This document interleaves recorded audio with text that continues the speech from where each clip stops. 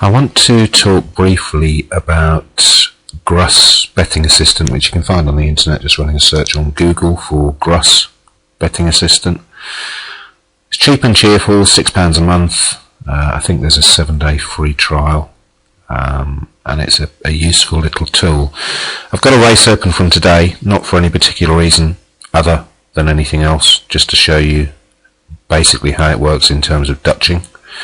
You'll see the different tabs along the top, and I've got Dutch betting open.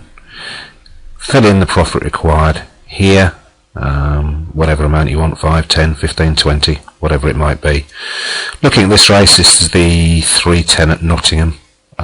If I bring up the daily ratings sheet, you've got above the stars, which is pretty well clear, followed by rules and regulations and stone crabs tomorrow. On the main sheet, I'm just going to shoot across the course and code sheet. Again, you've got the same three. Now let's look at those three in Gruss, and let's just say that we wanted a £50 profit and we wanted to Dutch all three. All we do is tick these three boxes. Now for our £50 return, we're looking at a total stake of £84.58.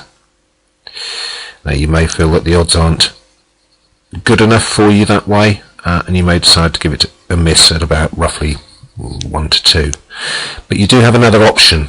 If you feel that perhaps above the stars and stone crabs tomorrow are the two most likely winners, although you are concerned about Wooden King, if you just click here where your green 49.98 is showing, it will effectively take that horse out and use it as a cover bet. So if Wooden King were to win, you'd get a return of 0. However, if Stone Crabs tomorrow or Above the Stars were to win, you would get your return of £50. That then reduces your stake to £61.36 for a £50 return, which is getting close to evens, and you may feel, looking at all the ratings and the other bits and pieces, that that's a viable bet. I do quite a bit of Dutching, or cover bets at least. If you wanted to cover both those off, thinking that Above the Stars is going to win but being concerned about those two, you can see then you're down to just about evens if Above the Stars wins, but if Wooden King or Stone Crabs tomorrow wins, then you're going to get a 0 return, no loss. I'm just going to pause this for a second and find another race. Okay, I've just shot down to the 6 o'clock at Newcastle, not for any reason, and I stress this, I haven't picked these races out for any reason at all. Looking at the top three, you've got Go and Harry, Joe Franca and May Blossom on the main sheet.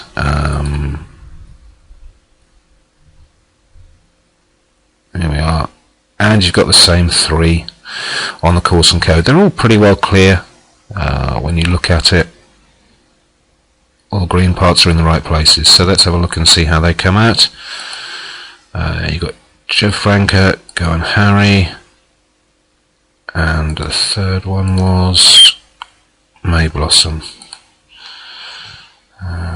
Looks like May Blossom is a non-runner, so let's go back to the sheets. We've got Dream Vale there, and we've got Pivotal Prospect on this side, so that may well give us 4. So we've got Dream Vale and Pivotal Prospect. Now you may feel that the winner's going to come from the top two. I mean, you've got a pretty high bet there on 1 to 3.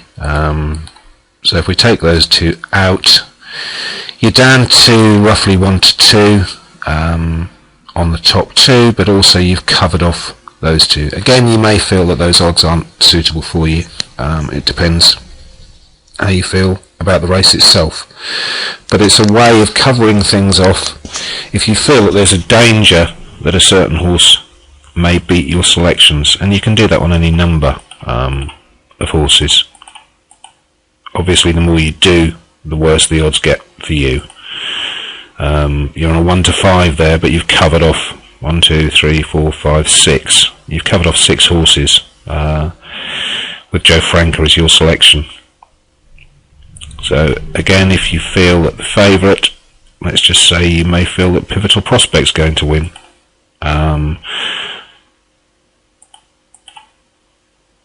cover off all of those. Pivotal prospect is your selection, and you are down to not far above evens. You've got your selection there, but you've also covered off what you think may be the danger horses, and you can do this as much as you like. Again, here, if you cover off the top 4 in the betting order, you're picking out pivotal prospect. You've got 5-2 roughly in terms of odds on your selection, and you've covered off the top 4 in the betting order. One you haven't really, because that one's come in a bit. But hopefully that gives you an idea of how this works. There are a lot of other parts to it. It's not just a simple matter of, you can use it for trading, you can use it for all sorts of things. It's a very, very useful little tool. There's lots of things you can do with it. You can switch to a ladder interface, which may be more familiar to those of you who have done trading in the past. And then you can just back and lay straight off there. I tend to leave it on the grid. I don't do a lot of trading now.